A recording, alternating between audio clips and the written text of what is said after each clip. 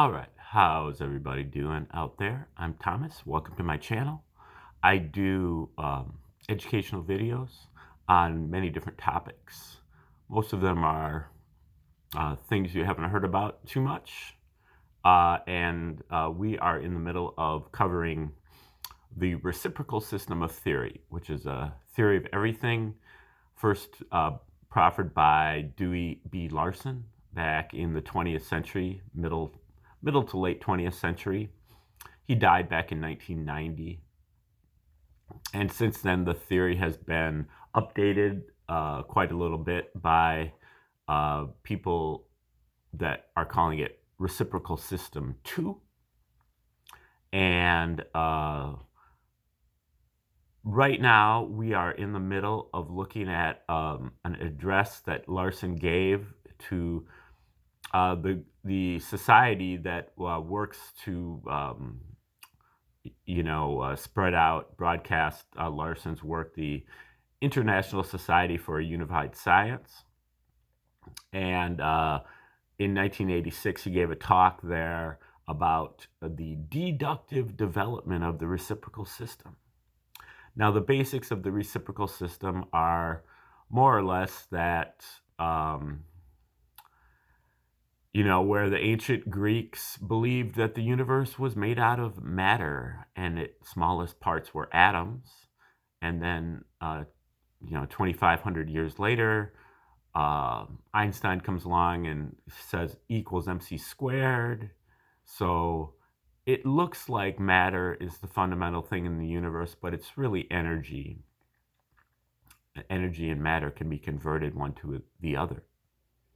And then a couple decades later, Larson comes along and says, if E equals mc squared and matter can be converted into energy and vice versa, that means that neither one of those things can be the most fundamental thing in the universe. And the most fundamental thing is really the c squared part, the speed of light. Speed is one of the kinds of motion. So Larson eventually says that the universe is made out of motion. Motion is that is something that some other people have come up with in the past. I think Thomas Hobbes, possibly Rene Descartes, have both tried to construct their universe out of motion.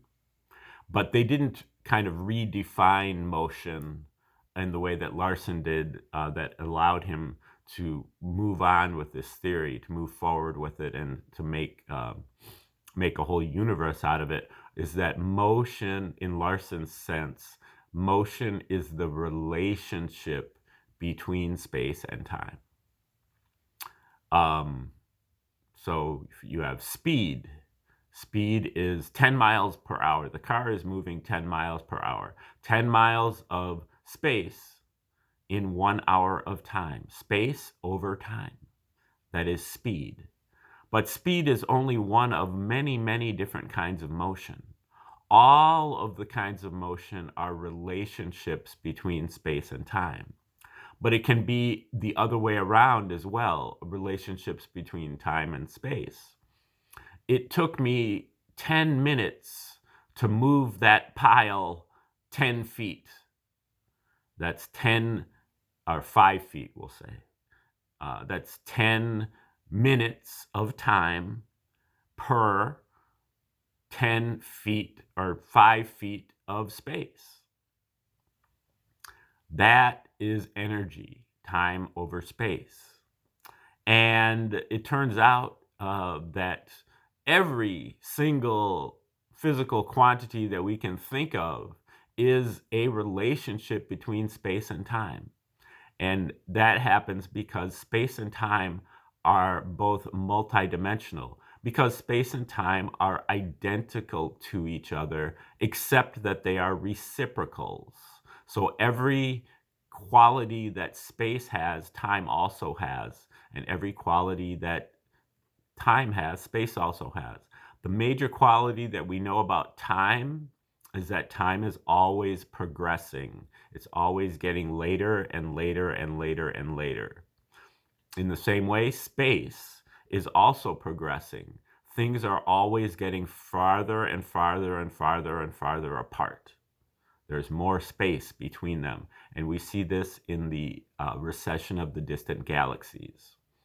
The only reason that we only see it in that recession of the distant galaxies is because the distant galaxies are the only things that are far apart to nullify the gravitational force that pulls things closer together. So there is a progression that moves things apart and gravitation that moves them together. Those are both forms of motion. They are three-dimensional. And that's the other thing about space and time, is that the thing that we recognize about space is that space is three-dimensional, or you could at least say multi-dimensional, because there are some geometries out there that have more than 3 dimensions, but 3 or more dimensions. But in Larson's case, he says 3. And therefore, time also has 3 dimensions. Even though those time dimensions are they're not like space dimensions. You can't, conceive of them as being space. They're not made out of space. They are time dimensions, but there are 3 dimensions of them. And so that's kind of the basic start of it. The main idea, it's called the reciprocal system of theory. Universe is made out of motion. Motion is the relationship between space and time. Space and time are reciprocals of each other. And so he goes from there. And so he basically starts out with that postulate and another postulate that is less essential, that has to do with the universe conforms to commutative mathematics and it conforms to Euclidean geometry, which has been contested by the RS2 people and basically nullified by the RS2 people.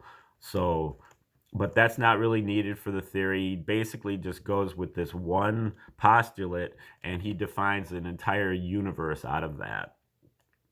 And that's kind of what's going on here. If then, if this, then that. If this, then that. And we are at number 67 from a paragraph or statement 58. We find that where the vibrational displacement is negative, the net total rotational displacement must be positive. Number 68, where a 1 unit positive rotational displacement is applied to a 1 unit negative vibration, the net total speed displacement is 0 as a scalar quantity. This combination of motions has no effective deviation from unit speed, which is the physical datum, and therefore has no observed physical properties. We will call it the rotational base of the material system. A similar combination with positive vibration and negative rotation is the rotational base of the cosmic system. Okay, this rotational base is an important concept that Larson uses, basically saying that, okay, we have the progression of the natural reference system. It's moving everything apart from each other, but then that's the positive,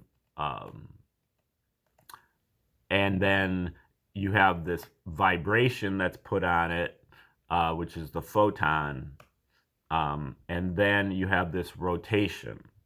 And the rotation nullifies the vibration as a scalar matter. They add up to 0. And so this rotation, he calls it the rotational equivalent of nothing. So it's kind of like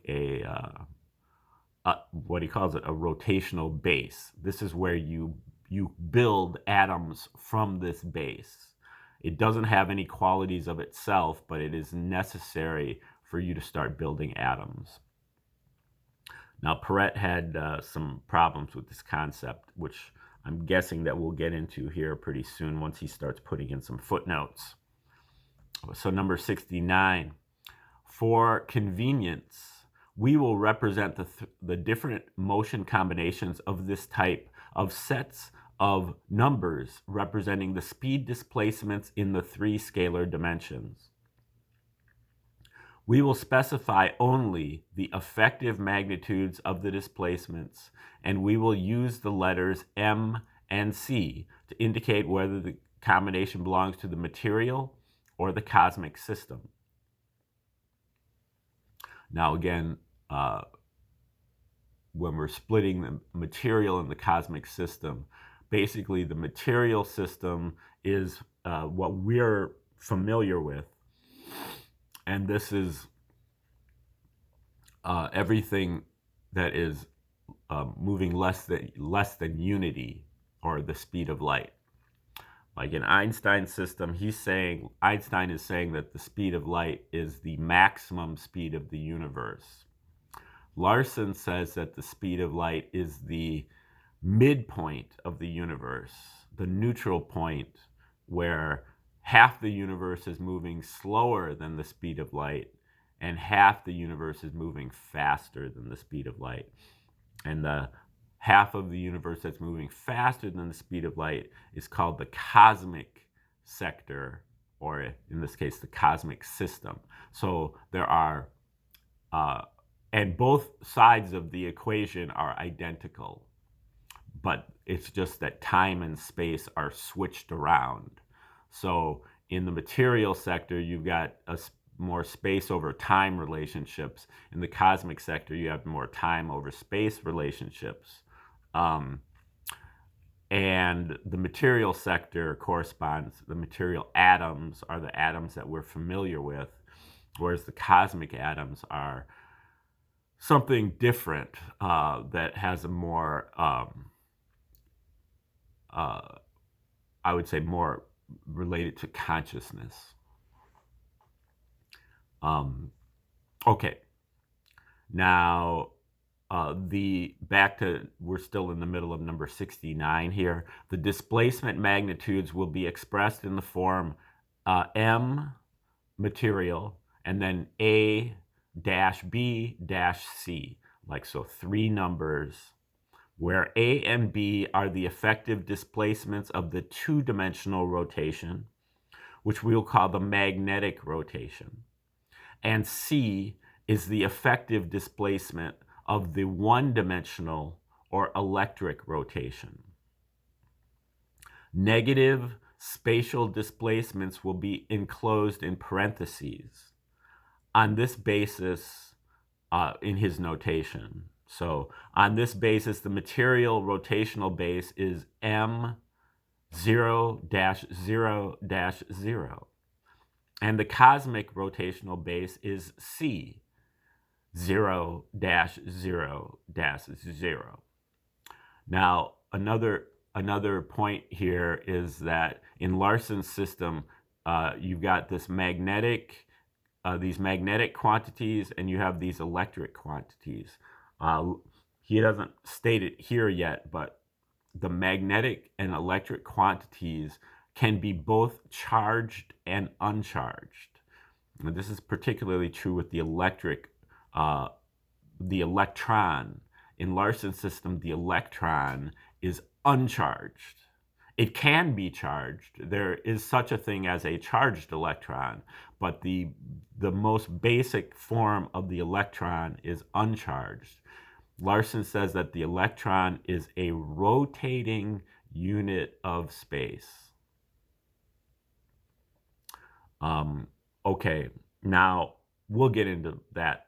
Obviously, all this stuff we'll get into later. We're trying to just lay this out so that we can unpack it at a later time. So don't get discouraged if you don't really understand everything. Just let it wash over you and try to pick up what you can and, grasp onto what you can. But we will be able to unpack all this stuff one at a time, slowly but surely. This is not something that you're going to learn in one 20-minute video. but you might pick up a few things and it all will add up. But in order to learn the reciprocal system, just like learning the tree of life, you have to put a little bit of time and effort into it. Okay, number 70. To the material rotational base, we may add a unit of positive electric rotational displacement, that is 1 unit of effective one-dimensional scalar rotation, producing m 0-0-1, which we identify as the positron.